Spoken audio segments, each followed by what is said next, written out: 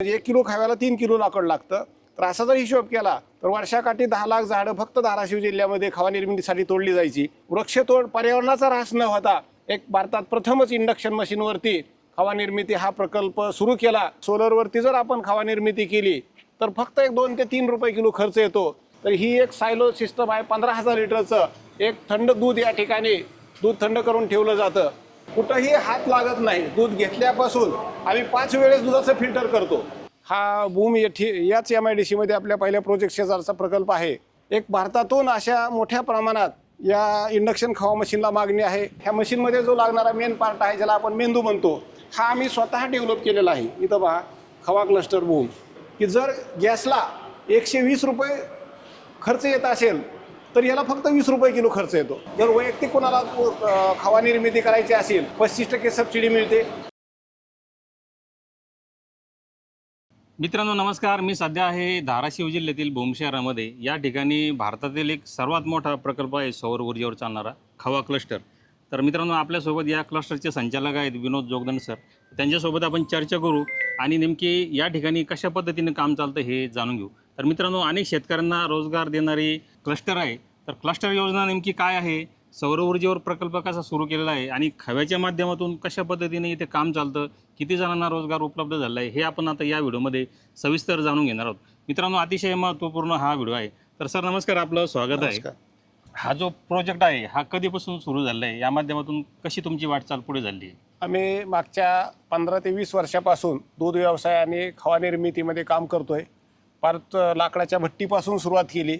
लाकडाची भट्टी असेल, डिझेल असेल, गॅस असेल, बॉयलर असेल, हे मागच्या 10 वर्षामध्ये सगळ्या भट्टीवरती काम करत करत आम्ही एक पुढे असं आलो की आपल्याला पर्यावरण खवा निर्मिती वाढली पाहिजे, लोकांना रोजगारही मिळाला पाहिजे आणि पर्यावरणाचा ऱ्हास न होता एक चांगल्या पद्धतीचा खवा कसा करता येईल यावरती आम्ही मागच्या 10 वर्षामध्ये संशोधन करत आम्ही इंडक्शन मशीनवरती खवा निर्मिती हा प्रकल्प या ठिकाणी भारतात प्रथमच चालू केला। त्याला पूर्वी इंडस्ट्रियल टिरीप असायचा, त्याच्यामुळे रेट जास्त असायचे म्हणून आम्ही त्याला सोलरची जोड दिली आणि आता आम्ही शासनाकडे असा पाठपुरावा करून ही जी खवा निर्मिती आहे ही खवा निर्मिती करत असताना आता जिल्ह्याचा विचार केला तर 7 ते 70 टन खवा धाराशिव जिल्ह्यामध्ये आमच्या भूम परिसरात तयार होतो आणि एवढा खवा निर्मिती करण्यासाठी जवळजवळ वर्षाकाठी म्हणजे 1 किलो खाव्याला 3 किलो लाकूड लागतं। तर असा जर हिशोब केला तर वर्षाकाठी 10 लाख झाडं फक्त धाराशिव जिल्ह्यामध्ये खवा निर्मितीसाठी तोडली जायची। महाराष्ट्राचा विचार केला तर 1 कोटी झाडं फक्त खवा निर्मितीसाठी तोडली जात आहेत आणि 1 कोटी झाडं जागवायची असतील तर 10 कोटी लावा लागतात। त्यासाठी आम्ही संशोधन करून या ठिकाणी कुठलंही वृक्षतोड पर्यावरणाचा ऱ्हास न होता एक भारतात प्रथमच इंडक्शन मशीनवरती खवा निर्मिती हा प्रकल्प सुरू केला आणि ह्याला खूप मोठ्या प्रमाणात लोकांचा रिस्पॉन्स मिळत असल्यामुळं खूप लोक या ठिकाणी व्हिजिटला येत आहेत। राज्यात राज्याच्या बाहेर पण या ठिकाणी लोक व्हिजिटला येत आहेत। तर ही जी आहे हे 500 किलोवॅट सोलर सिस्टम लावलेलं आहे। तर याच्यामधून जे वीज निर्मिती तयार होते त्या वीज निर्मितीवरती ही इंडक्शन मशीन चालते आणि सोलरवरती जर आपण खवा निर्मिती केली तर फक्त एक 2 ते 3 रुपये किलो खर्च येतो आणि जर आपण डायरेक्ट MACBच्या लाईटवरती जरी खवा निर्मिती केली तर एक 18 ते 20 रुपये किलो 1 किलो खव्याला 3 युनिट लागतात आणि ह्याला ॲग्री अँड वादरमध्ये टेरिफ मिळत असल्यामुळं फक्त 5.5 रुपये युनिटचा चार्ज आहे आणि 18 ते 20 रुपये किलो खर्च येतो। लाकडाला पण एक 18 ते 20 रुपये खर्च येतो। जर डिझेलवरती खवा निर्मिती करायची असेल तर 100 ते 120 रुपये किलो खर्च येतो। गॅसवरती जर खवा निर्मिती करायची असेल त्याला पण 100 ते 120 रुपये किलो खर्च येतो। त्यामुळं सर्व खर्चाच्या तुलनेमध्ये हा खर्च सगळ्यात कमी आहे आणि सगळ्यात ह्याचं इंडक्शन मशीनचं एक वैशिष्ट्य असं आहे की या मशीनवरती तुमचं जर इतर ठिकाणी बॉयलरला 5 लिटर दूध लागत असेल गाईचं तर इथं 4.5 लिटर लागतं। इतर ठिकाणी म्हशीचं 4 लिटर दूध लागत असेल तर इथं 3.5 लिटर लागतं। अर्धा लिटर दुधाची बचत होते। त्यामुळं जर प्रत्यक्ष पाहिलं तर एक 0 कॉस्टमध्ये त्या तुलनेमध्ये करायला गेलं तर खवा निर्मिती होते आणि एवढी चांगली क्वालिटी असल्यामुळं त्याला खव्याला खूप मोठ्या प्रमाणात महाराष्ट्र आणि महाराष्ट्राच्या बाहेर पण मागणी आहे। बरं, खवा आणि या भागातील जे गणित आहे, आर्थिक गणित, इथले दूध उत्पादक शेतकरी असतील, कसं गणित आहे आणि त्या माध्यमातून आज किती शेतकरी सोबत आहेत?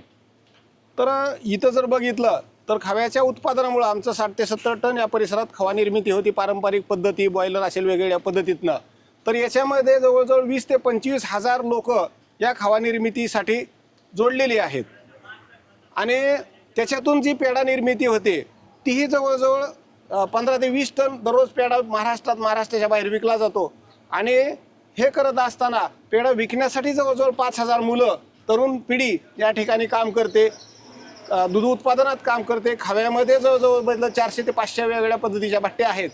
तर अशा पद्धतीनं 30 ते 40 हजार लोकांना या खव्याच्या माध्यमातून रोजगार मिळतो. आणि खव्याला दुधाचा भाव चांगला भेटत असल्यामुळं की डेअरीमध्ये पण इतर महाराष्ट्राच्या तुलनेमध्ये 1 ते 2 रुपये भाव कंटिन्यू कायमस्वरूपी जास्त मिळतो या ठिकाणी. बरं, साधारण आपला हा जो प्रोजेक्ट आहे हा किती कॅपॅसिटीचा आहे? तर हा जो प्रोजेक्ट आहे हा 500 किलोवॅट कॅपॅसिटीचा आहे, सोलर सिस्टम आहे. या ठिकाणी 20 इंडक्शनच्या खवा मशीन चालतात आणि त्या माध्यमातून रोज आत्ता सध्या 2 टन खवा निर्मिती होते. आणि लवकरच आम्हाला या ठिकाणी 4 ते 5 टन खवा निर्मिती करायची, कारण मागणी खूप मोठ्या प्रमाणात आहे. तर या ठिकाणी खवा निर्मिती करत असताना दुधाचं स्टोरेज करणं गरजेचं असतं. जर मोठ्या प्रमाणात दूध आल्यानंतर संध्याकाळचं दूध घ्यायचं, सकाळचं घ्यायचं, तर ही एक सायलो सिस्टम आहे. 15,000 लिटरचं एक थंड दूध या ठिकाणी दूध थंड करून ठेवलं जातं. इथं IBT आहे. या IBTच्या माध्यमातून एक 0 डिग्रीचं पाणी असतं आणि त्या पाण्याच्या माध्यमातून हे दूध चिलरच्या माध्यमातून थंड केलं जातं. इथं 15,000 लिटर आहे. इथं या ठिकाणी 10,000 लिटरचं टँक आहे. आणि हे सगळं सिस्टम धुण्यासाठी आम्ही एकदम स्वच्छतेचं जास्त हे करतो. त्या ठिकाणी हे ROचं पाणी जे आहे ते ROच्या पाण्याच्या माध्यमातून हे सगळं क्लिनिंग केलं जातं. तर हे जे आहे हे केन धुण्यासाठी STPचा वगैरे वापर केला जातो. पाण्याचा वापर RO सिस्टमच्या माध्यमातून हे धुण्यासाठी CIPसाठी हा सर्व खव्यामध्ये खूप स्वच्छता महत्त्वाची असते. हे जे पाणी आहे हे RO सिस्टममधून ते दुधातलं जे जनावर जे पाणी पितात 80% दुधामध्ये पाणी असतं, त्याच्यापैकी आम्ही हे 50% पाणी या ठिकाणी दुधाच्या माध्यमातून बाहेर निघलं जातं आहे. तर हे जे आहे ते RO जे सिस्टम आहे, दुधाचा RO म्हणतो आपण याला. तर दुधाच्या ROच्या माध्यमातून अर्धं पाणी या ठिकाणी बाहेर काढलं जातं. हे दुधातलं जनावरांच्या दुधातलं पाणी आहे. आणि बाकीचं जे घट्ट दूध आहे ते घट्ट दूध या ठिकाणी टाकीमध्ये सोडून त्याच्यातून खवा निर्मिती केली जाते. त्यामुळे एकदम फ्रेश खवा, म्हशीच्या दुधासारखा खवा गाईच्या दुधाचा तयार होतो. त्यामुळे एक मोठ्या प्रमाणात इथं मागणी राहते खव्याला. तर हे या ठिकाणी दूध आल्यानंतर या ROच्या माध्यमातून ते पाणी निघाल्यानंतर हे दूध या ठिकाणी जमा होतं. आणि हे जे दूध जमा झालेलं आहे हे जमा झालेलं दूध या ठिकाणी खवा निर्मितीसाठी वापरलं जातं. या ठिकाणी ह्या आम्ही स्वतः बनवलेल्या इंडक्शन मशीन एक खूप मोठ्या प्रमाणात मागच्या 10 वर्षात संशोधन केलं. आणि हे संशोधन करून हे इंडक्शन मशीन या ठिकाणी आम्ही बनवलेले आहेत. एक चांगल्या पद्धतीची मशीन जे एकदम चालवण्यासाठी सोप्या पद्धतीची. तर अशी ही मशीन या ठिकाणी आम्ही वापरतो. या ठिकाणी आत्ताच हे दूध टाकलेलं आहे. काही ठिकाणी खवा निर्मिती हे बासुंदीच्या लेवलला या ठिकाणी दूध आलेलं आहे. हे अशा पद्धतीच्या 20 मशीनच्या माध्यमातून रोज 1-2 टन खवा निर्मिती या ठिकाणी केली जाते. आणि हा खवा तयार झाल्यानंतर या ट्रेमध्ये हा खवा थंड करण्यासाठी सुकवला जातो. हा जो खवा आहे हा एकदम फ्रेश खवा, एक चांगल्या क्वालिटीचा खवा या ठिकाणी ट्रेमध्ये थंड झाल्यानंतर 20-20 किलोचे गट्टे तयार करून त्या ठिकाणी आम्ही कोल्ड रूममध्ये ठेवतो. त्याला पारंपरिक पद्धतीने जो खवा बनवला जातो आणि यामध्ये काय फरक आहे? पारंपरिक पद्धतीमध्ये काय होते, लाकूड वगैरे वापरल्यामुळं त्याची जी धूळ आहे ती धूळ त्याच्यामध्ये जाते, स्वच्छता राहत नाही. त्याला खूप मोठ्या प्रमाणात वृक्षतोड होते, लाकूड तोडलं जातं. जे खवा करणारे आहे त्यांच्या आरोग्याचाही प्रश्न निर्माण होतो. आणि स्वच्छता नसल्या कारणानं जरी क्वालिटी चांगली असली तरी लोकांची मागणी तेवढी त्या ठिकाणी राहत नाही. परंतु या खव्याला मात्र काय होते, खूप मोठ्या प्रमाणात मार्केटला मागणी आहे. क्लस्टरची सुरुवात नेमकी कशी झाली? यासाठी किती खर्च लागला, किती शेतकरी जोडले गेले, शासनाची कशी मदत झाली? आता हे आमच्या 2015 पासून आम्ही सुरुवात केली. सर्व खवा उत्पादक एकत्र करून या ठिकाणी आम्ही सुरुवात केलेली होती. शासनाच्या माध्यमातून त्याला क्लस्टरसाठी 80% फंडिंग केलं जातं. आणि जर आता वैयक्तिक जरी काही करायचं असेल तर ह्या ज्या मशीन आहेत ह्या मशीन घेण्यासाठी जर वैयक्तिक कोणाला खवा निर्मिती करायची असेल तर PMFME ही खूप चांगली योजना आहे. 35% सबसिडी मिळते. CMEGP असेल, PMGP असेल, या सगळ्या योजनेत 25 ते 35% सबसिडी दिली जाते. जर फार्मर प्रोसेसर कंपनी असेल तर पोखरा आणि स्मार्ट या योजनेच्या माध्यमातून की याला आपल्याला 50 ते 60% वेगवेगळ्या योजनांतून सबसिडी दिली जाते.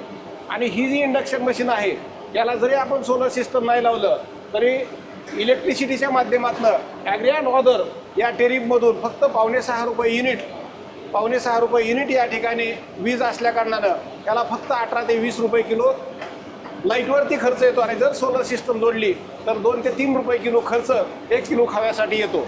क्लस्टरच्या माध्यमातून रोजगार कसा उपलब्ध झाला आहे, शेतकरी असेल, तरुण असेल, किंवा इथलं आर्थिक गणित कसं बदललेलं आहे? तर या ठिकाणी हे जे खाऊ उत्पादन आहे, खाऊ उत्पादनाच्या माध्यमातून खूप मोठ्या प्रमाणात दूध लागतं. दुधामध्ये प्रत्येक शेतकरी कोणी 2 लिटरपासून 100 लिटरपर्यंत वेगवेगळ्या पद्धतीनं त्याचं दूध उत्पादन असतं. आणि ह्या दूध उत्पादनाच्या माध्यमातून त्यांना बाजारभावापेक्षा 1 ते 2 रुपये चांगले मिळतात. रेट चांगला मिळत असल्यामुळं त्यांचा या ठिकाणी खावा निर्मितीकडं रोख असतो. आणि काही लोक आम्ही काय करतो, जे दूध घेऊन येतील त्या काही दूध घेऊन जरी आलं तरी त्यांच्याकडून सर्व्हिस चार्ज घेऊन आम्ही त्यांनाही खवा करून देतो. ते आपापला खवा पण मार्केटला विकतात. तर आज या ठिकाणी बघितलं कुठंही हात लागत नाही. दूध घेतल्यापासून आम्ही 5 वेळेस दुधाचं फिल्टर करतो. 5 वेगवेगळ्या ठिकाणी दुधाचं फिल्ट्रेशन होतं. हे दूध फिल्टर झाल्यानंतरच आमचं या ठिकाणी मशीनमध्ये खवा निर्मितीसाठी दूध येतं. त्यामुळं हा जो खवा तयार होतो या खव्याला मोठ्या प्रमाणात मार्केटला मागणी असते.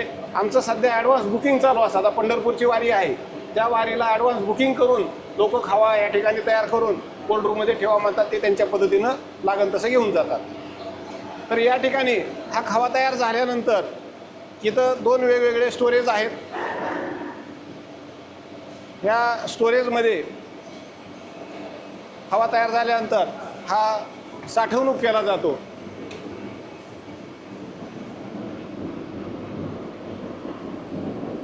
तर या ठिकाणी एक 20 किलोच्या बॅगमध्ये हा खवा स्टोअर केला जातो. जे लोक ॲडव्हान्स दिलेले असतात त्यांचा खवा आम्ही या ठिकाणी ठेवतो. ते लागन त्यावेळेस ते आपला खवा मागणीप्रमाणे घेऊन जातात.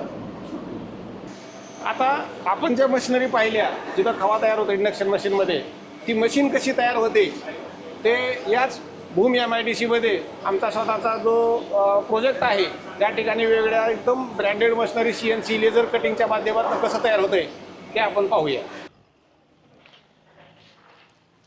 तर आता आपण पाहिलं की इंडक्शन मशीनवरती खवा निर्मिती कशी होते. तर त्याचा आता जी मशीन तयार होते ते आम्ही संशोधन करून एक खूप लोकांची मागणी वाढल्या कारणानं आम्ही या ठिकाणी मशीन तयार करतो आहे. हा भूम याच MIDCमध्ये आपल्या पहिल्या प्रोजेक्ट शेजारचा प्रकल्प आहे. एक ग्रामीण भागामध्ये आकांक्षित जिल्हा जरी असला तरी एक भारतातून अशा मोठ्या प्रमाणात या इंडक्शन खवा मशीनला मागणी आहे.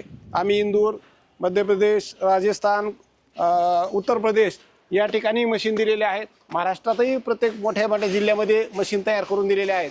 तरी मशीन ही या ठिकाणी तयार केली जाते. इन हाऊस या ठिकाणी आमचं पूर्ण सगळा सेटअप आहे.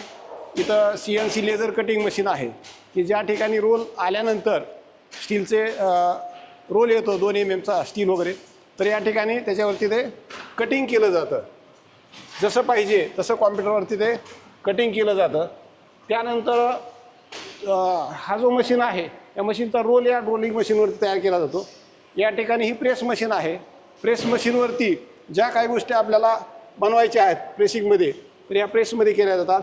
लेथ मशीन आहे आणि हे अशा पद्धतीचं तयार होतं. आणि ही जी वेल्डिंग मशीन आहे त्याला ऑर्गन वेल्डिंग मशीन म्हणतो आपण.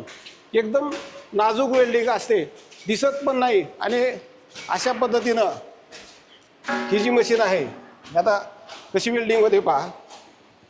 याला पण आम्ही असं ॲटोमायझेशन केलं. वेल्डिंग करताना पण फक्त सहज त्या ठिकाणी धरलं, पकडलं की एक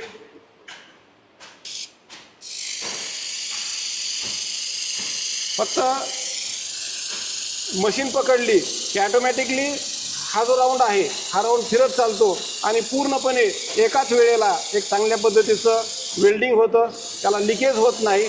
आणि त्यामुळं आमच्या मशिनरीला एक खूप मोठ्या मुंबईला मशिनरी दिल्या आहेत. मोठमोठ्या सगळ्या शहरामध्ये दिलेले आहेत, तर त्याला खूप मोठ्या प्रमाणात मागणी राहते.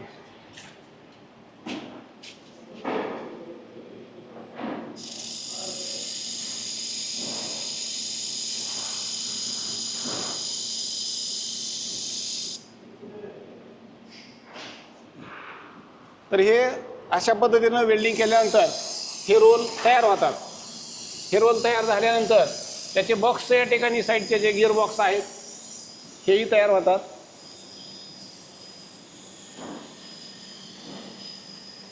इथं त्याचे जे फ्रेम आहेत या फ्रेम तयार करून ठेवलेले असतात आणि हे तयार झाल्यानंतर त्या फ्रेममध्ये फिटिंग केली जाते आणि फिटिंग केल्यानंतर या पद्धतीनं इकडं ही मशीन तयार होते. इकडे इलेक्ट्रिकल वर्क राहतं, हे वेगळ्या पद्धतीचे पॅनल असतात. तर अशा पद्धतीनं ही जी मशीन आहे ही मशीन पूर्णपणे तयार झाल्यानंतर मार्केटला ज्या ऑर्डर आहेत त्या ऑर्डरमध्ये आम्ही डिस्पॅच करण्यासाठी या ठिकाणी ठेवलेले आहेत. तर इथं जे हा जो PCB आहे ह्या मशीनमध्ये जो लागणारा मेन पार्ट आहे ज्याला आपण मेंदू म्हणतो, हा आम्ही स्वतः डेव्हलप केलेला आहे. इथं पहा, खवा क्लस्टर बूम, एक खवा क्लस्टर बूम. तर हे जे आहे हा या मशीनचा मेंदू आहे की जे प्रोग्रामिंग केलं जातं ते या PCBच्या माध्यमातून मशीनला सगळे प्रोग्राम दिले जातात. त्यामुळं कितीही अशिक्षित असेल, वयस्कर असेल, कुणीही माणूस असेल तरी सहजासहजी मशीन हे चालवू शकतो. अशा पद्धतीचं हे मशीन या ठिकाणी तयार होते. आणि ज्यावेळेस आत्ता सध्या बघितलं गॅसची टंचाई आहे आणि डिझेलची पण टंचाई आहे, तर त्यावरती जे गॅसवरती दूध गरम करणारे होते, पनीर करणारे जे लोक होते, तर त्यांना ही मशीन एवढी परवडते की जर गॅसला 120 रुपये खर्च येत असेल तर याला फक्त 20 रुपये किलो खर्च येतो. जर खवा करायचा असेल तर 1 किलो खव्याला 120 रुपये गॅसवर खर्च येतो, याला 20 रुपये येतो. जर नुसतं दूध गरम करायचं असेल, जिथं 1000 रुपये गॅसला आणि डिझेलला लागतात, तिथं फक्त 200 रुपये या ठिकाणी इलेक्ट्रिसिटीचा खर्च येतो. जरी सोलर सिस्टम नसेल तरी ॲग्रँड वॉदरमध्ये शासनानं या टेरिफला मान्यता दिल्या कारणानं खूप कमी खर्चामध्ये खर्च येत असल्याकारणानं, मॅनपॉवर कमी लागत असल्याकारणानं खूप मोठ्या प्रमाणात या ठिकाणी या मशीनची मागणी वाढलेली आहे पूर्ण भारतामध्ये. आता काल UK वरून फोन आलेला होता, पंजाबची एक पार्टी, त्यांना गुळ बनवण्यासाठी ह्या मशीन पाहिजे. अशा वेगवेगळ्या पद्धतीनं एकच मशीन काम करते. या मशीनवर ते आपण खवा तर करतो, पण त्याच्यावरती पेढाही केला जातो, बासुंदी केली जाते, पनीरसाठी दूध गरम केलं जातं. आणि ही जी मशीन आहे ही एकदम मल्टीपर्पज आहे. सगळ्यात मोठी मागणी गूळ करण्यासाठी, गूळ काखवी करण्यासाठी याची खूप मोठ्या प्रमाणात मागणी आहे. आम्ही आता त्यांचं गुळासाठी दौंडला वगैरे मशीन दिलेले आहेत, अकलूजला द्यायचे आहेत. तर खूप मोठ्या प्रमाणात गुळासाठी पण या मशीनला मागणी आहे आणि आम्ही लवकरच त्याच्या पद्धतीनं काम चालू आहे. आणि हे जे मशीन आहेत ह्या डेव्हलपमेंटमुळं एक इथं जर पाहिलं तर राज्यस्तरावरचे वेगवेगळे पुरस्कारही या ठिकाणी आपल्याला भेटलेले आहेत. इथं जर बघितलं तर हे GI मानांकन आहे. राज्यस्तरावरचे वेगवेगळे पुरस्कार या ठिकाणी आपल्याला या कामासाठी भेटलेले आहेत. कारण हे जे काम आहे हे काम पर्यावरणाचं काम आहे.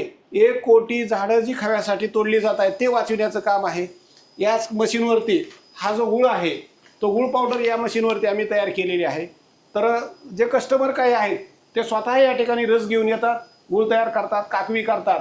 हे जे पेढे आहेत हे पेढेही आम्ही या ठिकाणी एक ओरिजिनल पेढा या ठिकाणी मशीनवरती तयार करतो. अशा पद्धतीने या मशीनला खूप मोठ्या प्रमाणात एक महाराष्ट्राच्या बाहेर पण मागणी आहे. सर, अजून आपल्या पुढच्या काय योजना आहेत? तर आमचं पुढचं टार्गेट आहे ही हवा निर्मितीसाठी जी 1 कोटी वृक्षतोड होते ती बंद झाली पाहिजे. आणि हे बंद होत असताना ग्राहकांचं कुठलंही नुकसान न होता, पर्यावरणाचं नुकसान न होता, एक जी बचत होते. समजा 5 लिटर इतर ठिकाणी जे दूध लागतंय ते दूध इथं 4.5 लिटर लागतं. गुळामध्ये इतर ठिकाणी जर 120 किलो गुळ एका टनाला निघत असेल तर हा गुळ 140 ते 150 किलो निघतो. तुपामध्ये 10% वाढ होते. म्हणजे ही जी वाढ आहे त्या वाढीचा विचार केला तर एकदम 0 कॉस्टमध्ये ही मशीन परवडत असल्याकारणानं खूप मोठ्या प्रमाणात मागणी आहे. आमचं एकच टार्गेट आहे की लोकांनी आपला रोजगार वाढवावा, व्यवसाय वाढवा आणि पर्यावरणाचंही रक्षण झालं पाहिजे.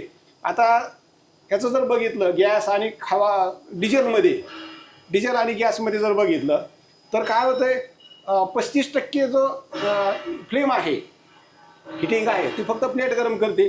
65% काय होतं युटिलायझेशन हवा गरम करते. मग गॅसमध्ये आणि डिझेलमध्ये हा तोटा आहे.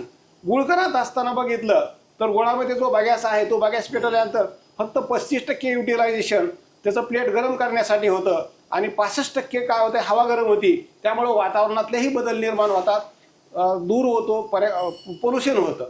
जर आपण गुळामध्ये जर ह्या मशीनचा वापर केला तर ही जी बगॅस तयार होतो तो बगॅस त्या शेतामध्ये टाकला तर ऑर्गॅनिक शेती तयार होते, गांडूळ खत निर्मिती होते. मोठ्या कंपन्याला कागद निर्मिती वगैरे आहे तर अशा कंपन्यांना ह्याचा फायदा होतो. पर्यावरणाबरोबरच आपलं आर्थिक उन्नतीही त्याच्यातनं होऊन जाते. तर मित्रांनो, आज आपण या ठिकाणच्या म्हणजे भूम या शहरातील खवा क्लस्टरची संपूर्ण माहिती घेतलेली आहे.